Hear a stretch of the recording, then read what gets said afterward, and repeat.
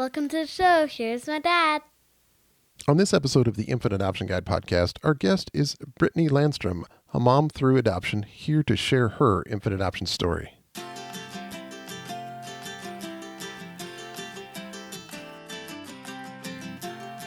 everyone, welcome back to the Infant Adoption Guide podcast. My name's Tim Elder, dad of 3 through infant adoption, and we talk all about adoption here, where you get the inspiration, resources, and hope to start on the adventure you're thinking about 24/7. I've been in your shoes. I've realized what those thoughts are about, and this is building your family through adoption. So thank you for joining me today. We have a great show, another infant adoption story. You can never get too many of these, and I love each one. Each one is a unique one.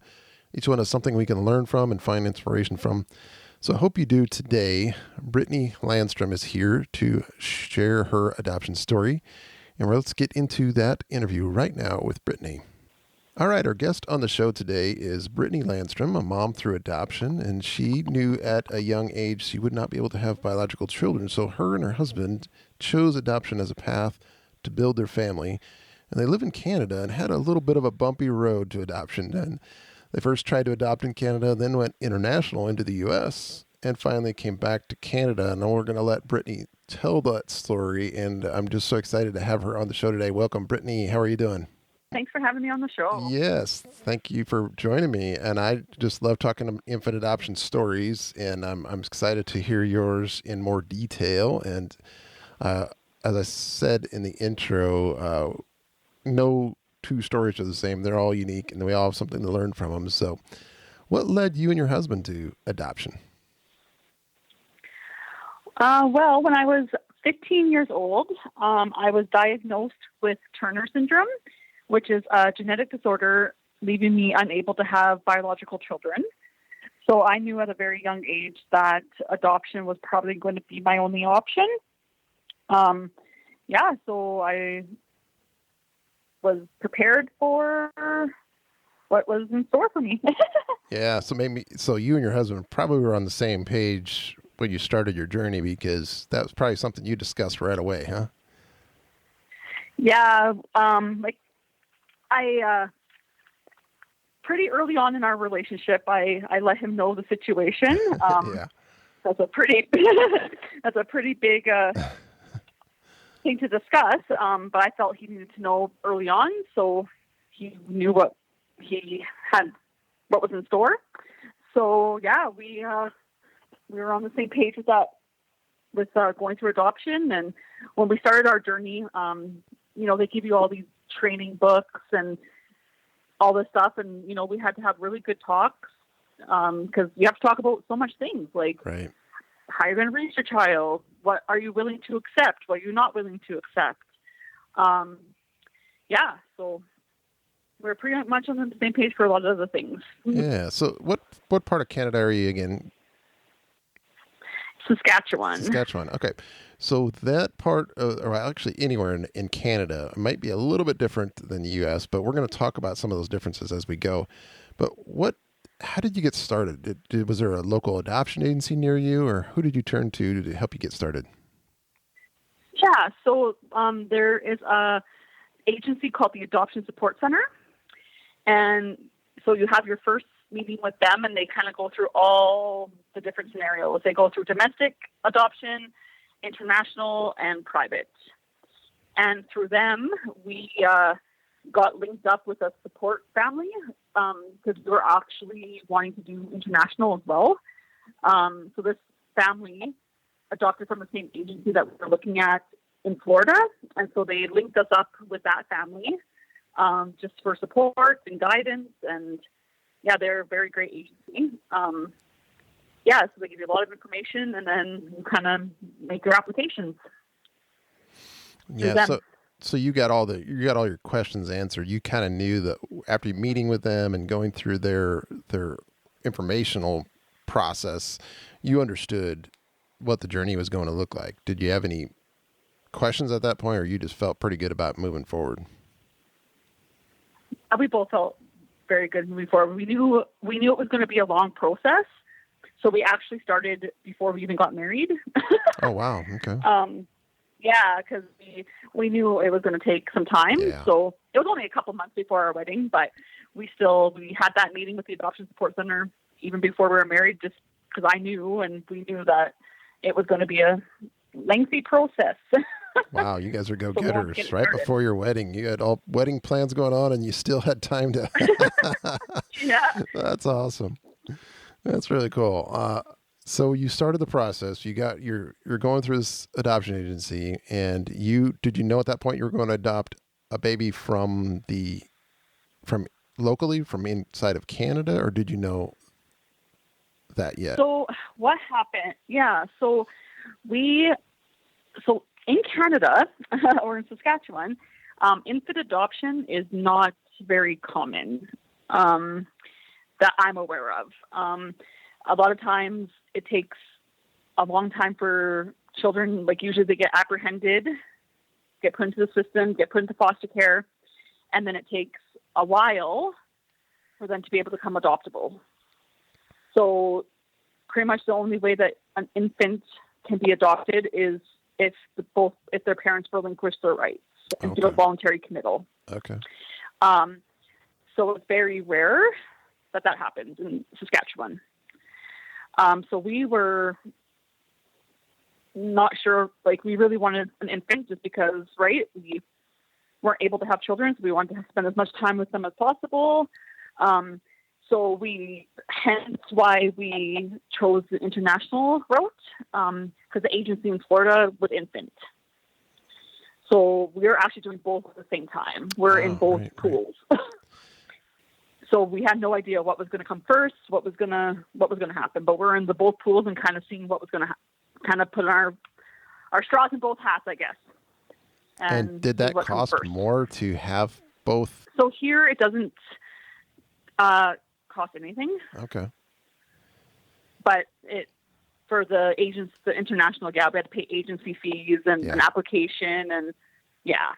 Okay. So you get started with both. You're paying fees to the agency in Florida, not the one in Canada, but you've got both going at the same time. Actually, it's through the same agency. Correct. Here it's just the ministry. Here it's just the Ministry of Social Services. Right. And then we're with an agency in Florida. Yeah. Gotcha. Okay. And they're both okay with this because that's okay with the law and everything else that's going on there. Okay. They both knew that we're on both lists. Yeah. So you're on both lists. You're waiting family. You get your home study done, and I'm thinking you have the same type of home study as we do in the U.S., where you have a social worker that meets with you, and you, like you said, you go talk about all these situations about how you're going to raise a child and what kind of home you have and all those types of things. So you got that out of the way then. Yeah. So the international one was a little bit different. But yeah, we got both home studies done for both programs. Oh, okay. And we're in the pool for both international and domestic. And so you created an adoption profile that has your pictures on it and maybe some letter to an expectant mom, or just explaining what your family's like. Yeah, and pictures of our family. Yeah. What we like to do, what our house looks like, our dog. Our nieces and nephews, everyone. Yeah. Did you do any outreach yourself, or you just let the agency and let the ministry in Canada do that for you? No, we did it ourselves. Yeah. How did you spread the word that you wanted to adopt? So with the agency in Florida, we just printed off the book and you send it to them, and then their workers show it to expectant mothers. Right. And that's kind of the same here as well. The book that we made, they show it to expectant mothers, the workers, and then if you get chosen, they let you know. Okay. As far as you knew, though, did your profile, was it online at all, or was everything done just locally? No, we didn't put it online. We were thinking of it just to get more publicity. Right. But we hadn't gotten to that point yet. Interesting. Okay. So take me through the process then. Yeah. So take me through the process then. What happened next? You're waiting in for both. What happens next? Who called you first? We actually got a phone call from Florida first. I think it was in the spring of 2019. I can't remember my years. And they let us know that we were chosen parents for a birth mom. They gave whatever information they could, which is not very much. And we, the child was born already, and we accepted the match. We booked our flight. We booked our hotel. We paid the agency fees that we had to. And the night before we were supposed to fly out, the birth mom went to the agency and told them that she put a different man on the birth certificate. And that would have created a lot of legal issues, just so many unknowns. Right. So we backed away from the match. It was our guts were just not telling us it was the right thing to do. Did you have any attorneys? Did you have attorneys telling you that too, or did you just feel the gut feel? Yeah, we had no attorneys involved. It was just us being like, this is just too sketchy, you know? Right. A lot of risk. And just a lot of risk, yes. So we just decided to pull out and not go through with the match. So we didn't get on the flight. Hard. Yeah, that had to be really hard. Yeah. So you had to fly home thinking about that the whole We didn't actually, we didn't catch our flight leaving Saskatchewan. So they caught us at the right time. Good. Yeah. Still, you're at home, you had all your plans and fell through excited, at the last minute. Yeah. Yeah. You're excited. You're going to be bringing home this baby. They send you pictures and wow. Yeah. So it's amazing how attached you can get through a picture. Right. Yeah. So, but we just didn't know what else the birth mom had up her sleeve, like what was going on. Right. They wouldn't tell us what was really going on.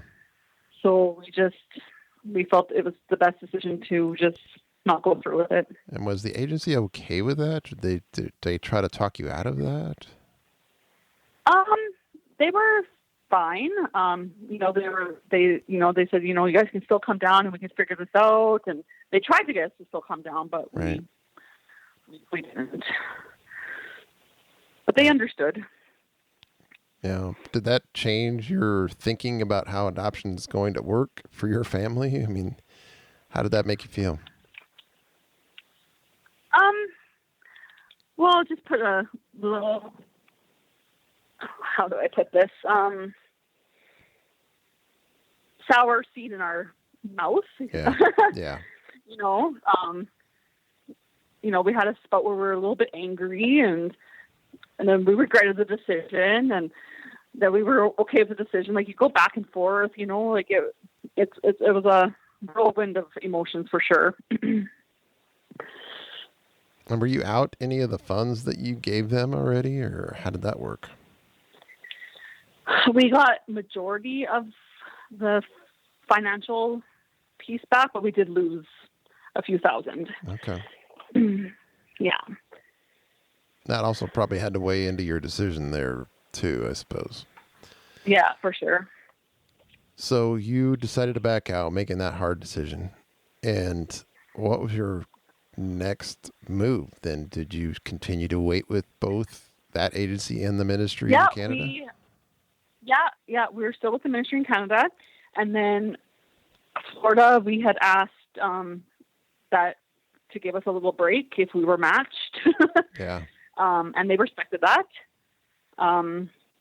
So that's kind of where we were at.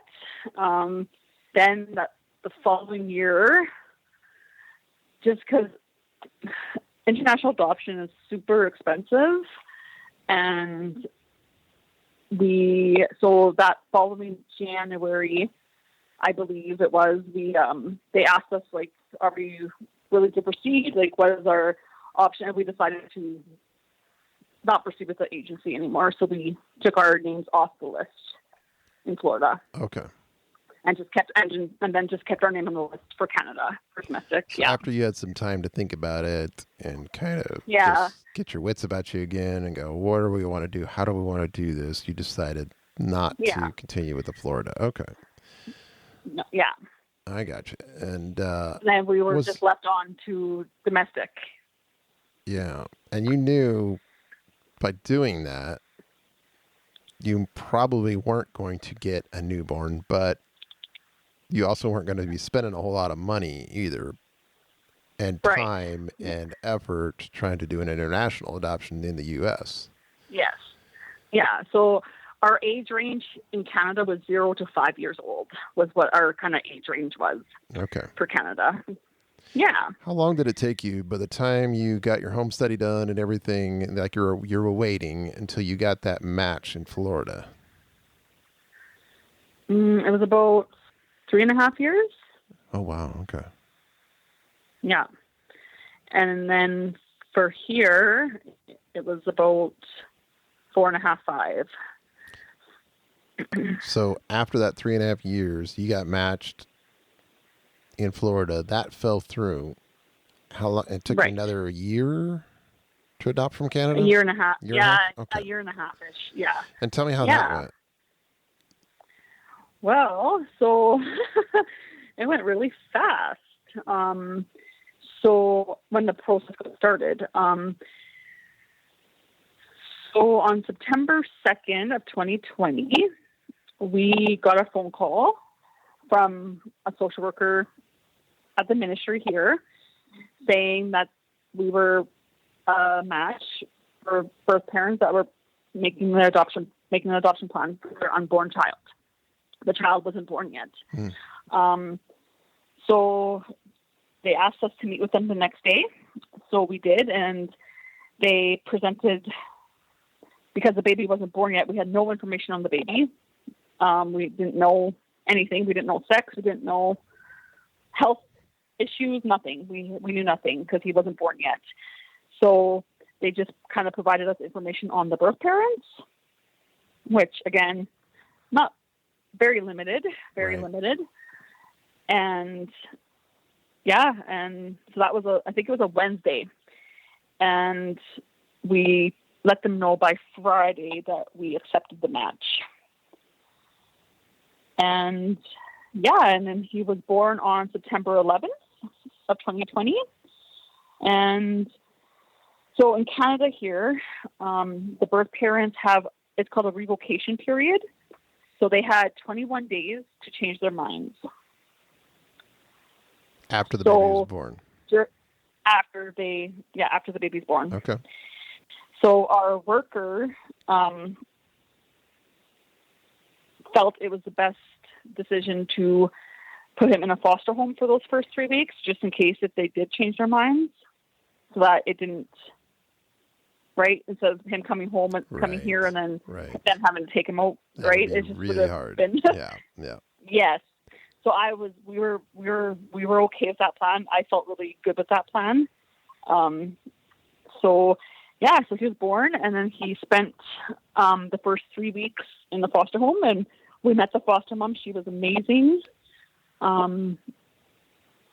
Then it was the weekend of Thanksgiving, and the week before, the Wednesday before, we hadn't seen any pictures. We hadn't been able to meet him yet. Again, because they didn't want us to get too attached, in case if something fell through. But on the Wednesday before Thanksgiving, we actually got to go to the foster home, and we met him for the first time. We spent majority of the morning there. Then the next day, kind of the same thing happened. We went back to the foster home in the morning, got to feed him, give him a bath, got to hang out. Then he came to our house in the afternoon, just kind of a little transition period. And then our worker was like, he's doing really well, so he can just stay the night. So he stayed the night on that Thursday. And then on the Friday they came and we signed all the paperwork because the revocation period had ended, and I came home. So when they signed the paperwork, you mean the birth mom and birth father signed the paperwork? Or No, was we it? signed the paperwork that we're Okay. So the that we were- revocation that we're- period we were- ended. that we were- I got yeah, the revocation period ended. Yeah, so they signed the Okay. paperwork 3 weeks ago, and they couldn't. Gotcha. Yeah, Okay. so we signed the paperwork that we needed to sign, in order to take responsibility for him.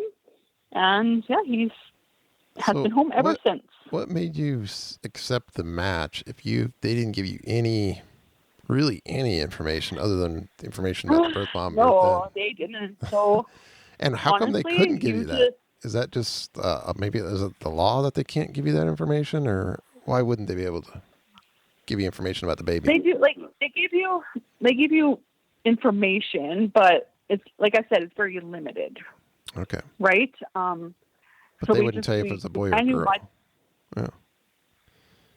Yeah, we didn't. We knew once he was born what the sex was. Like that stuff we knew as it came up. Okay.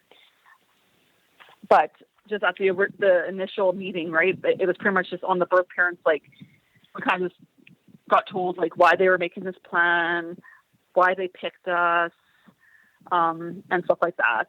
Any health issues, if there was any concerns with drinking or drugs, all that kind of stuff. And we felt very comfortable.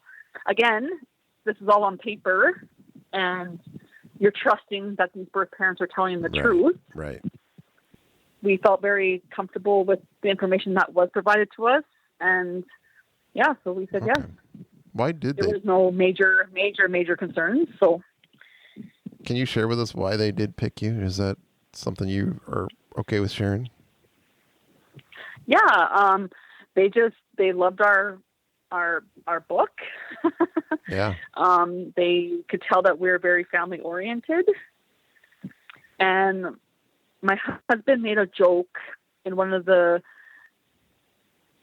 sections of the home study that he's excited to build forts and watch cartoons and all this stuff with his future child, and they loved that. There you go. Yeah. The most simplest thing. You never know what's going to make that connection. It's the most simplest thing. Yeah. I love that because so many of us, as we're going through our adoption journey and we make our profiles and we don't know what to put in them, and we're thinking, well, it's this most mundane, boring thing. Why would I put that in there? Well, you don't know what's going to make that connection. And that's what our worker told us too when we were doing our book. She's like, it could be because you have brown hair that they pick you. Right. Or it could be, or they don't pick you because you have glasses. Like, like there's so many different, you don't know. Right. So yeah, it's kind of like, you're kind of selling yourself, right? Yes. Yes. But you're like, you don't know what they want to see. So.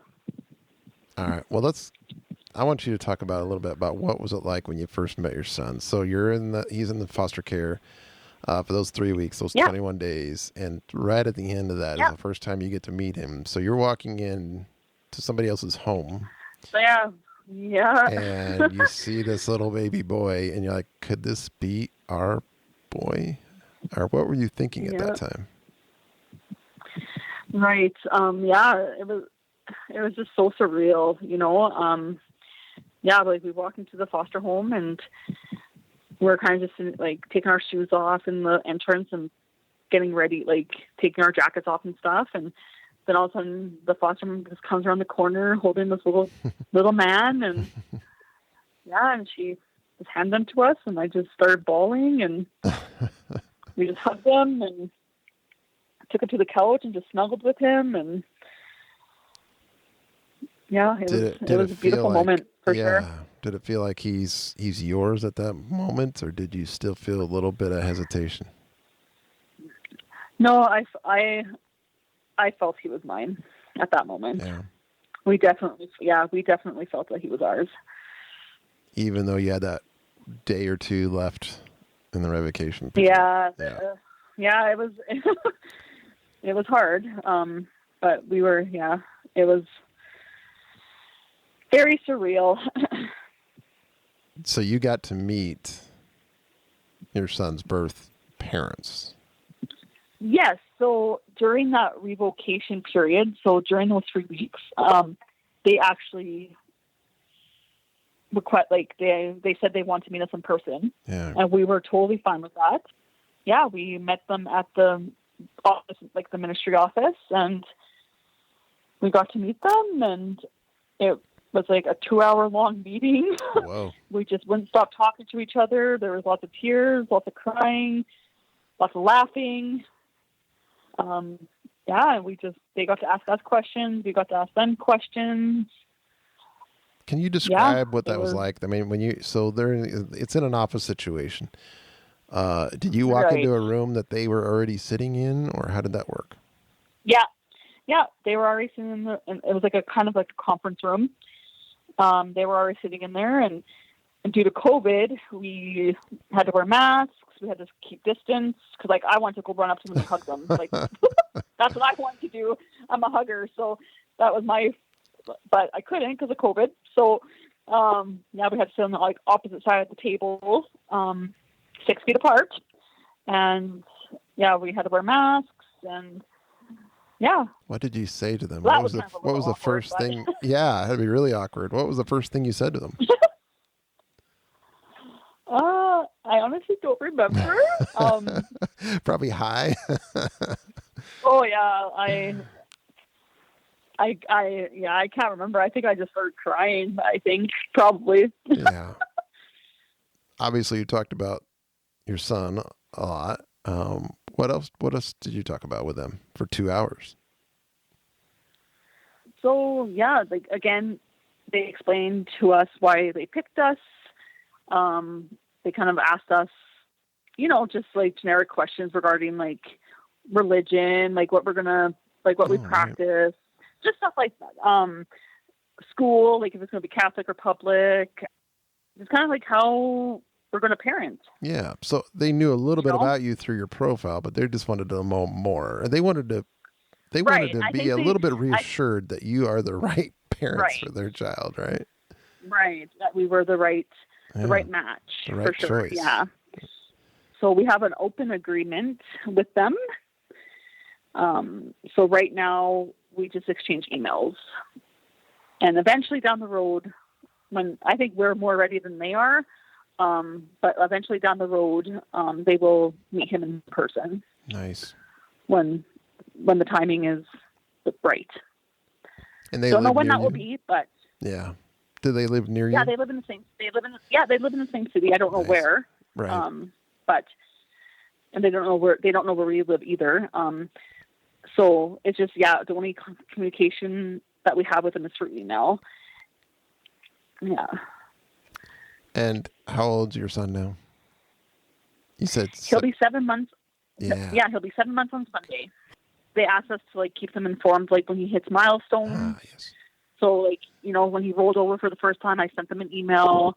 When he got his first teeth, I sent an email. Just little things like that.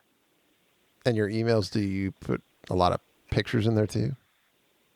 Yeah, I send pictures for sure. Yeah. Very good, very good. Yeah, pictures are worth 1,000 words. That's for sure. Oh yeah. So, do you have an openness agreement with them? Like you'll continue to do emails, or was it written down or anything, or was it just a verbal? Yeah, agreement? we have a communication agreement. Okay. With the ministry. So right now it's emailed, and then we get to decide between with us and with them, kind of how we go about it down the road. Okay. You know what I mean? When we're all ready for them to meet in person, great. Yeah. Or talk on the phone. We'll probably do them in baby steps, I'm assuming. But like I said, we're a little more ready for it, I think, than they are. So we're kind of just giving them space, and they wanted to give us space at the beginning too, just because we're parents, right? Right. They wanted to give us time to be parents. So. Were you always okay with the idea of open adoption, having this relationship or this communication with birth parents? See, I'm a social worker. So, I've always thought about adoption, and since I was 15, I always knew, if I had the chance and the opportunity to have a relationship with the birth family, I would keep it. Just for that connection with your child. They can, understand more where they came from. Medical issues, right? If something happens to my son, I can't give him a kidney. Right.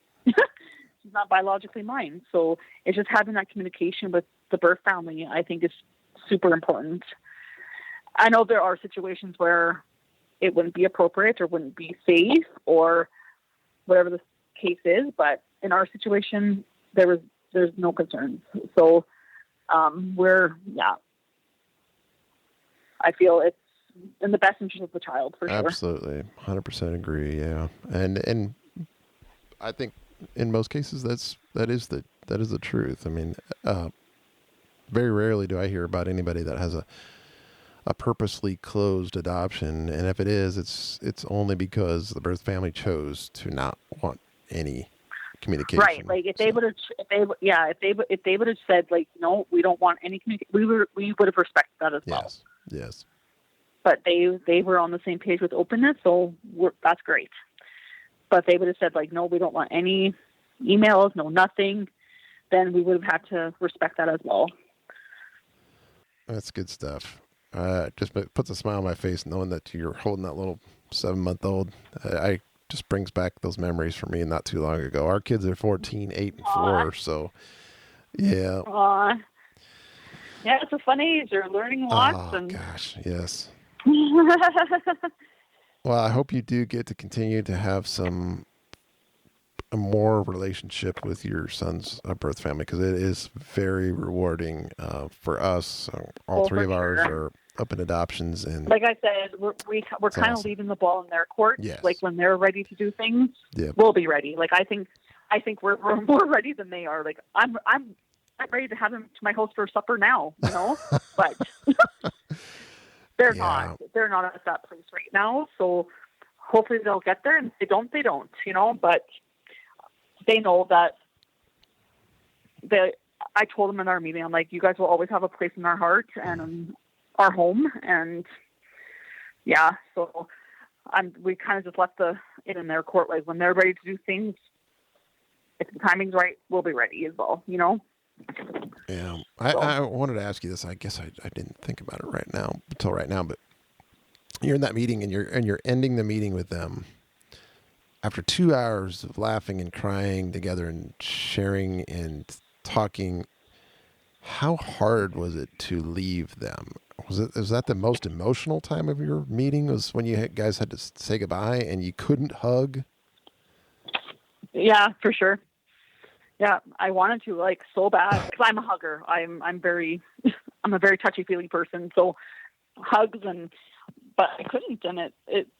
And I even told him that too. I'm like, if I could hug you guys right now, I would. Yeah. Like you can't see me smile. You can't see me smiling because I have a mask on. Yeah.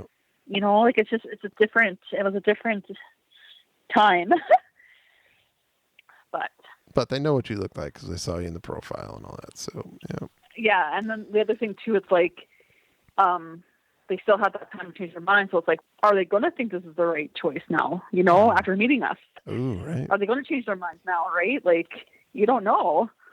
So at what point in that 21 days did you meet them? Was it in the middle? Yeah, it was more towards the middle, I believe. Okay. Yeah.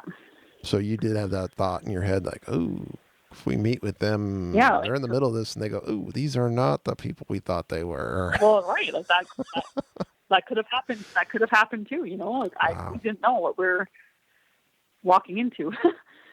But after your meeting with them for 2 hours, though, did you feel better about it?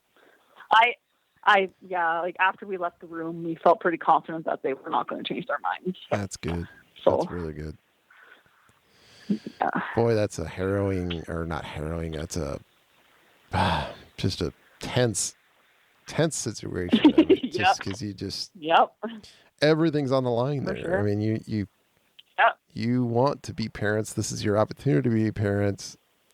They have all the power to say yes or no, and they still got a couple weeks after you meet with them to say that yes or no. So wow. Yeah. And I was still working during this time, so I'm still going to work and have this stuff on my mind. Like it was, those 3 weeks were very hard. Yeah. But I bet you didn't get a whole lot of focused work done and really probably much sleep I was there in person. I was there in person, but not in mind. That's for sure.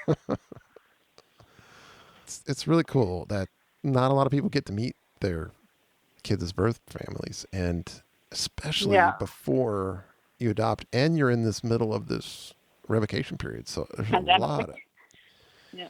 Yeah. it's a unique situation. So I'm glad you made it all the way through it. You had a good experience in the end, and you got your little boy in your arms. That's awesome. Yeah, we did. That's awesome. So looking back on your story now that your son's 7 months old, you went what you went through, and it was years. It wasn't like months. It was years. And you had that waiting time, and now you're holding him in your arms. Would you have done anything different on your adoption journey? If you had to do it over? No, do you know what? The best things come to those who wait. Yes. So I don't think I would do anything different. Everything happens for a reason. So there was a reason why the child in Florida didn't get matched with us, or that fell through. Mhm. There was a reason for that, because he was coming, right? So there's a reason for everything. And I don't think I'd change what we did and our decisions. And we were just very surprised that we got an infant. Yes. Yes. We were that's expecting more of a toddler age. Yeah. So That's awesome. That's, like you said, it was worked out the way it was supposed to, and you got the newborn that you were really hoping you could get. That's just puts a big smile on my face. So what has surprised you the most about being a mom through adoption so far? I know you've only been in it 7 months, but what has surprised you so far about being a mom through adoption? So it's kind of funny. We've had a couple people be like, he could pass as your guys' child. He looks like you. That's kind of been funny. Just how he attached to us. He felt like he'd been with us the whole time. You know what I mean? And Nice. yeah, and how quick you love this little person.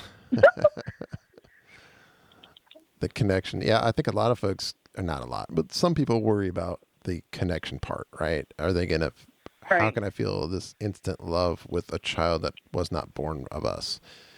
And Yeah. it's funny because in fact, I can't think of anybody I've talked to that has not felt that connection. Maybe it comes in different times, but a lot of folks have almost an instant connection, instant love. It's amazing. Yeah. It's crazy. Yeah. Yeah, and it's hard to explain that. I don't know how to explain that other than I know. when you experience it, you'll get it. But it's hard to explain it going through it, and we went through it 3 times.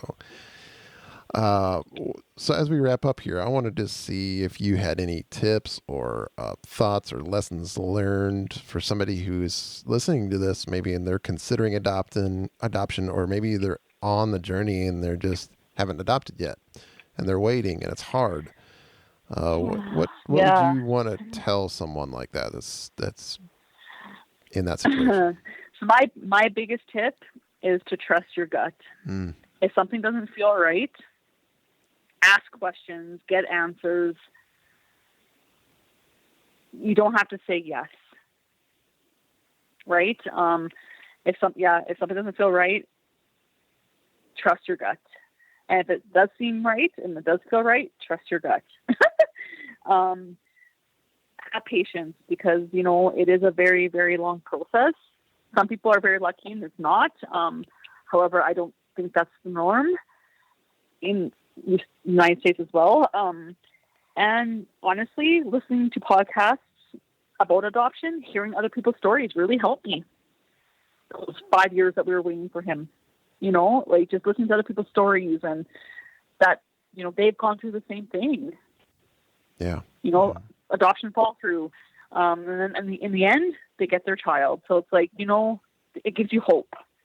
It gives you hope that it will happen one day. You don't know when, but it's going to eventually. If you don't give up. Yeah. And if you don't give up, yeah. Cool. So did some of the Infant Adoption Guide episodes help you out? Turn your weight?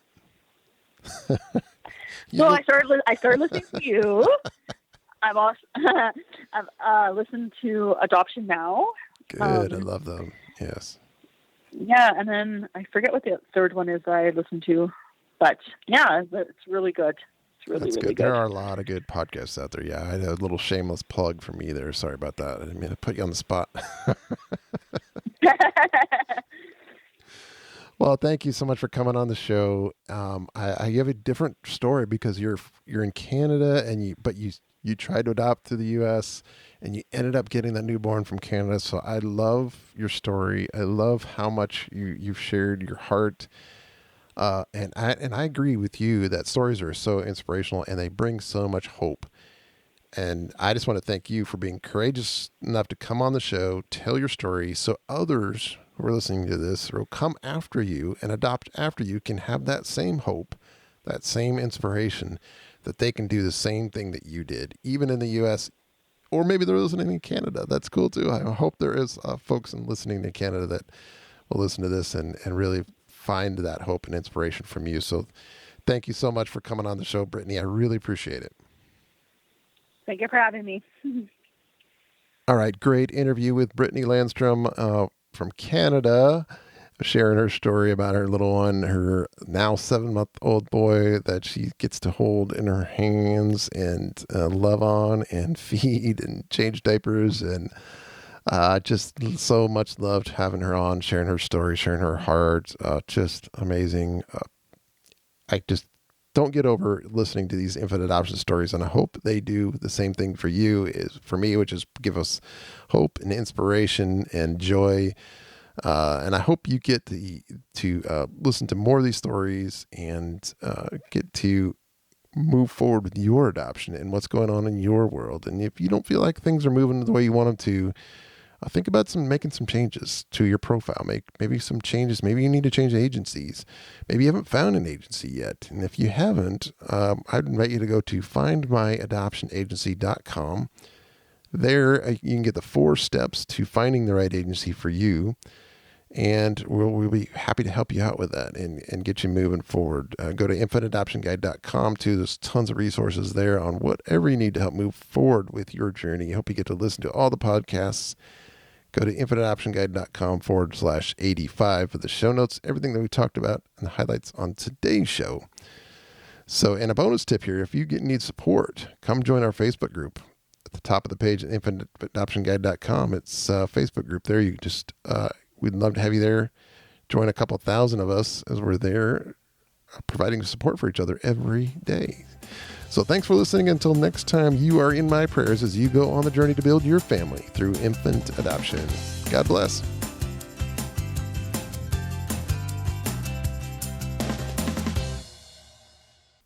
Thanks for listening to my dad.